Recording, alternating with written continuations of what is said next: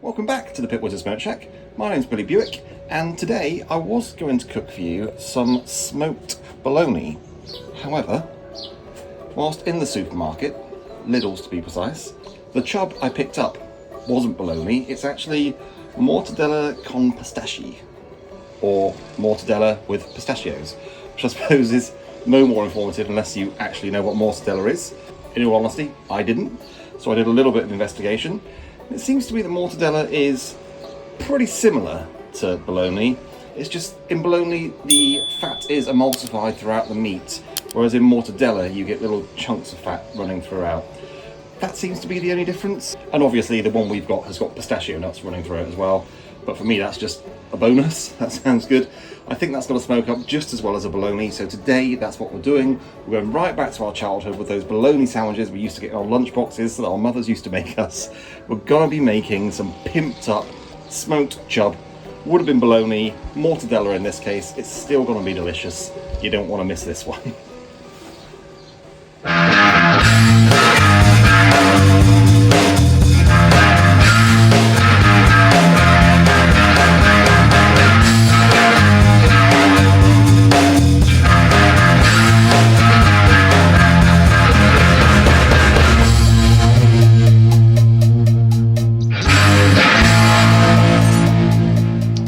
See there, I can't see any difference between that and a bologna on appearances upon first opening.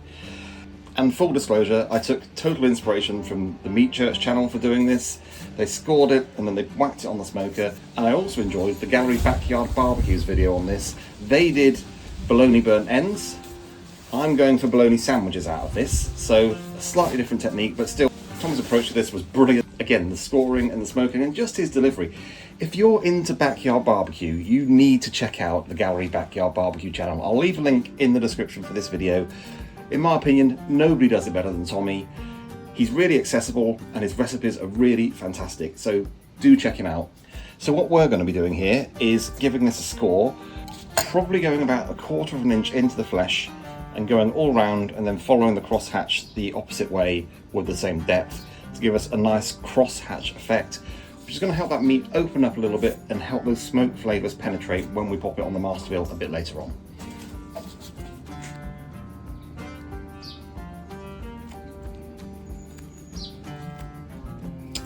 And again, I'm following Matt from Meat Church's advice here, rotating the chub, using a boning knife as well. My go-to would have been a chef's knife. Matt said use a boning knife, so that's what I'm doing. And then leaving about an inch interval between each incision.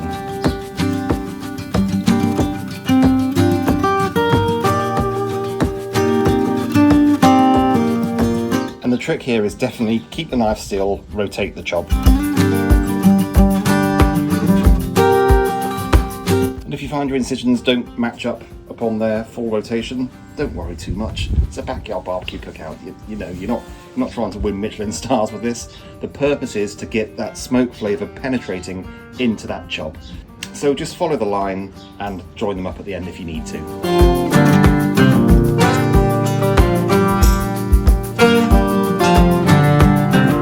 And doing this lengthways, the kind of opposite rule applies. Move the knife, but not the chub.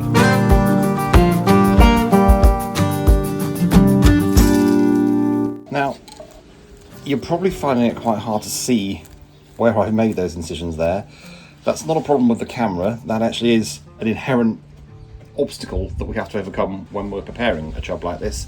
As Matt from Meat Church points out, it will be difficult to see them. So you just kind of need to, if you want to know where you've been, you just kind of need to pull apart to make sure. So you don't pull too hard because you're going to destroy the meat, but just take a look by... You can see there, you can see your incisions there.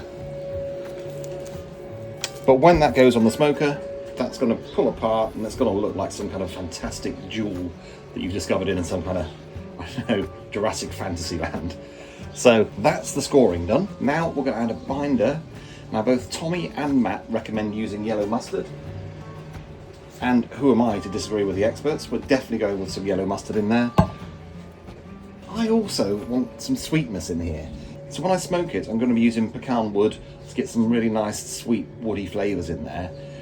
I'm also going to add a little bit of local honey in addition to our yellow mustard as a binder, because honey and mustard, I mean, they're like peanut butter and chocolate, aren't they? They're meant to be together. And I just think that added sweetness is going to work really well with that sort of pork flavour, but also with those pistachio nuts we've got running through as well. So let's add our binder.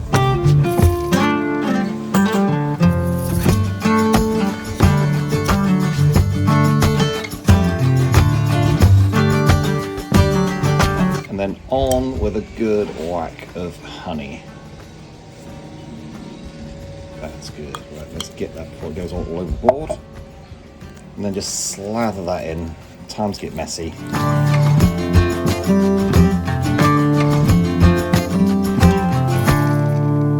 Now, a binder, Billy, you may be asking yourself incredulously, but we only use binders when we want to stick some rub to the meat that we're using. And you'd be absolutely right in saying that.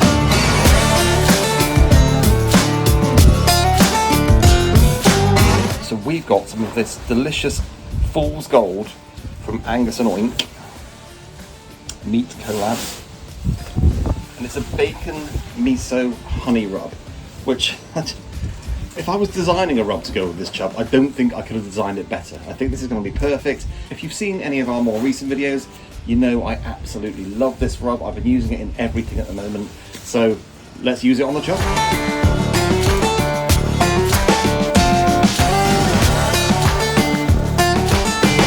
And you can kind of squeeze the chub a little bit there, get some right in between the cracks, get some really good flavour going on there.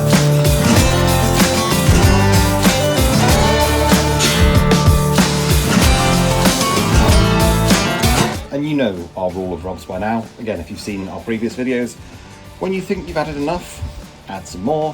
When you think that's enough, definitely keep adding some more. When you think you've added too much, add some more. And when you think that's it, you've gone way over the top, add a little bit more, and then you've probably got enough rub on your meat. And in terms of prep, that's going to about do us. We're going to fire up the Masterbuilt now, get it to about 250, whack this chub on for about 3 hours, and then we're ready to fry it off to get some colour and make a delicious mortadella, which would have been bologna, sandwich.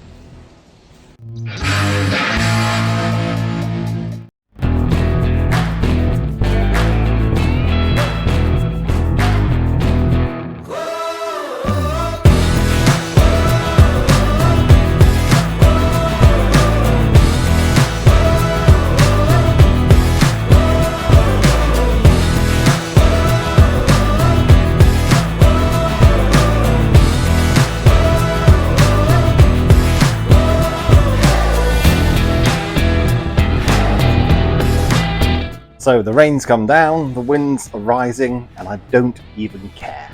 Even though I've had to move the whole shack around so I don't get the camera equipment wet, doesn't matter, because will you look at that? That is a thing of beauty. Full disclosure, I've never done this before. I've never done bologna on the smoker. As I say, I've watched a few videos on it. I'm absolutely delighted by how that has turned out. That does look like something that's been mined from Mordor, or like the fossilized egg of some ancient fantasy creature. It just looks fantastic, and I can see little bits of pistachio there coming through where the skin's pulled back. That is fantastic. What a beautiful looking piece of meat. Very happy with that. So the way we're going to give it a try is, again, going back to our childhoods, popping it into a sandwich, 2 nice white pieces of bread. I love it with a bit of cheese. I'm going to get that seared off first though, give it a nice bit of crust on there. Into the bread, just with some mayonnaise, no butter, a bit of cheese, a bit of tomato, and then we'll give it a taste. First up, the slicing.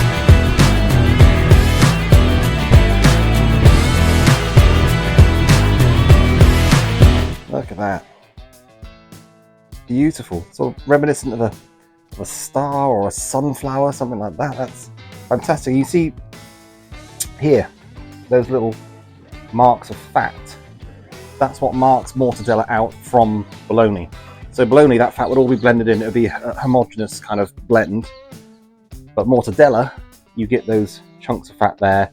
Little explosions of flavour just waiting to happen while you're eating the sandwich. So very much looking forward to this.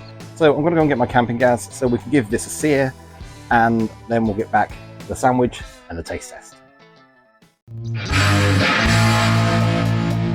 Okay, so that's the camping gas all set up, so we should be about ready to go. Let's just turn this on. There we go. I don't know if you can see that. That's definitely flaming away there. Got cast iron there. It's down to a medium heat. And then we're going to give that lovely thick piece of mortadella that I cut myself a really nice sear, get it in a sandwich, give it a taste test. Let's just get this pan reach some heat. So it's a cast iron pan, so it takes a little while to get to its heat, but once it does, it's going to hold it. Okay, and that pan's starting to get to a good heat now. So we're going to drop some oil in. I'm just using groundnut oil here because it's high temperature and it's neutrally flavored.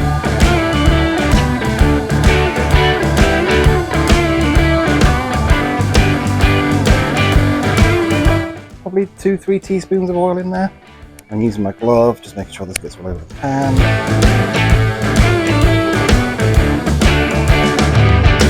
Yeah, that pan's hot. Hot enough for a sear, I think. So, in we go with this nice, thick, beautiful piece of mortadella. And that's the sound you like to hear. I wish I could share with you the way that smells. It's kind of like bacon, but on steroids. It's really fantastic, really meaty and umami and savoury and just all the good things you want from a piece of meat. And there you go, doesn't take long at all. So keep an eye on it. Got a good Maillard reaction going on there. Just starting to catch around the edges there, but to be honest, I think that's because we use honey as a binder, and we've also got honey miso in the rub as well. So those two things are going to accelerate the caramelization. But I like it like that. I think that's going to be delicious. And I think that's done. That's fine. For this, you've got this lovely caramelization going on here. You've got the dark caramelization here. So I'm going to say that's done. Turn off our burner.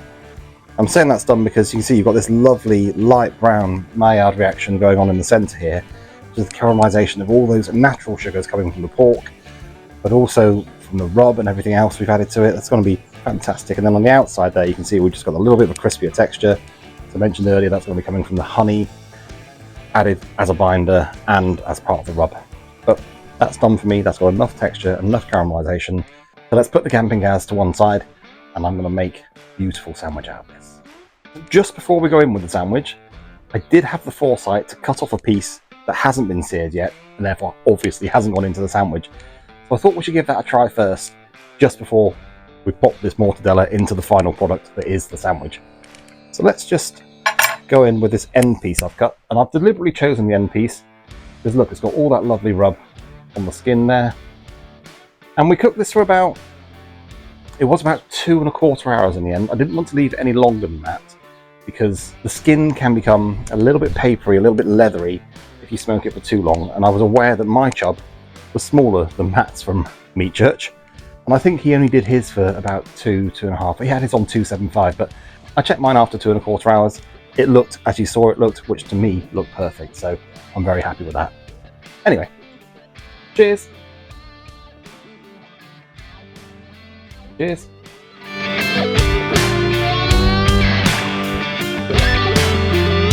It's delicious.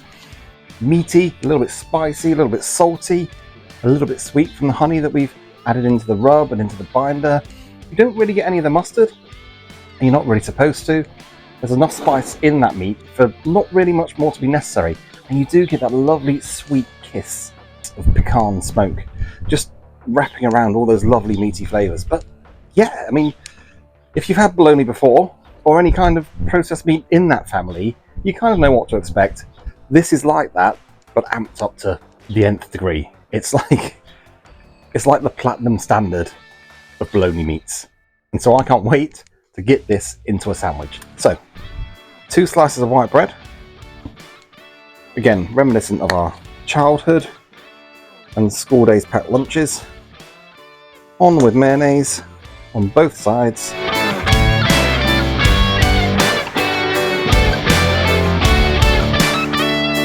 on with our delicious mortadella slice, taking the place of bologna in this instance.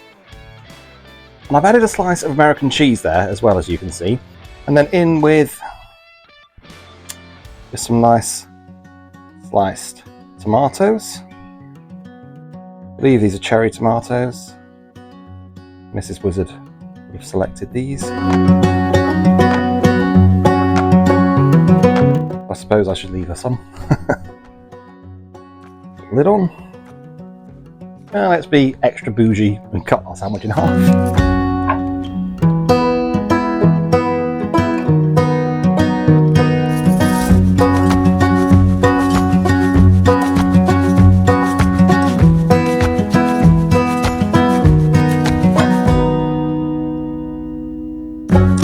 Well, that looks pretty good to me. You can see the bits of pistachio in there as well, little bits of tomato seeds. That looks like good eating. As long as we're being bougie, why not have a plate as well?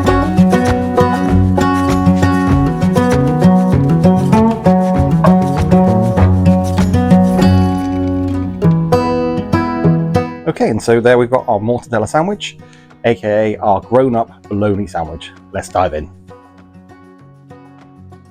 Cheers. Cheers.